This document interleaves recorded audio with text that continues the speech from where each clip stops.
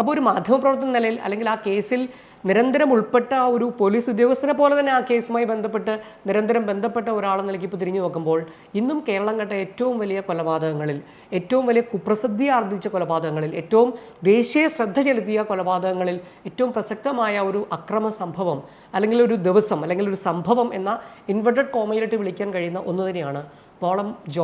Paul Muthoot ജോർജിൻ്റെ ആ കൊലപാതകമെന്ന് പറയാതിരിക്കാൻ കഴിയില്ല. ഇപ്പോഴും ആ കേസിൽപ്പെട്ട ആളുകൾ അത്തരം ഒരു അവസ്ഥയിലൂടെ കടന്നു പോകുന്ന ഒരു സാഹചര്യമുണ്ട്.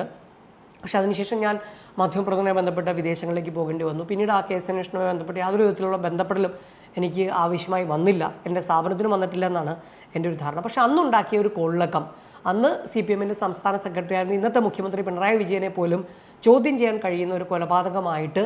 ആ അക്രമം അല്ലെങ്കിൽ ആ കൊലപാതകം മാറി എന്നുള്ളതും, പിന്നീട് ഏഷ്യാനെറ്റ് ന്യൂസിൻ്റെ 25 വർഷം സെലിബ്രേറ്റ് ചെയ്യുന്ന സമയത്ത് 25 വാർത്തകൾ തിരഞ്ഞെടുക്കപ്പെട്ടപ്പോൾ